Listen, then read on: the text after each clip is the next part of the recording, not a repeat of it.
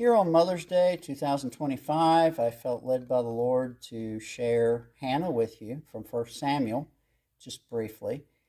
And as we evaluate the salvation from the Old Testament, here's another person in the Bible, in the Old Testament.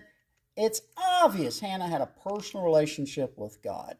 Here she was barren, she was unable to have children. She, like other Jewish women, wanted to have a son. And so she's vexed by her husband Elkanah's second wife, Peninnah, who had become her adversary. Peninnah was able to have children, but Hannah was barren. And in her society, it was frowned upon to not be able to have children, especially to not have a son, okay? And so she pours her heart out to God, because she already had a personal relationship with God. She calls herself the handmaid of God, the servant of God.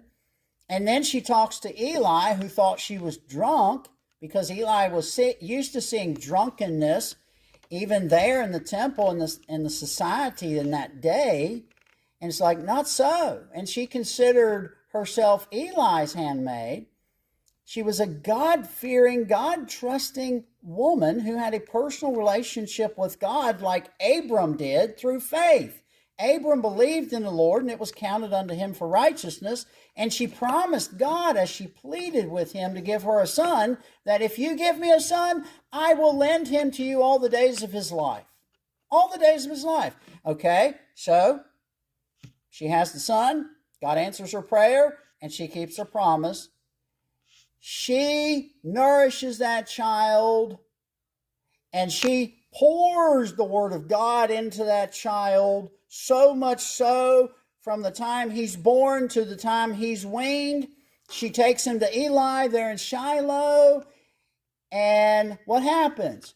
1 Samuel 1:28. Therefore also I have lent him to the Lord. As long as he liveth, he shall be lent to the Lord. And he, Samuel, approximately the age of 4 or 5, he worshiped the Lord there. She did such a good job raising up Samuel in the first 4 to 5 years of his life that he worshiped the Lord there. That's a godly woman, a godly mother. And in 1 Samuel chapter 2 and verse 10, she gets messianic.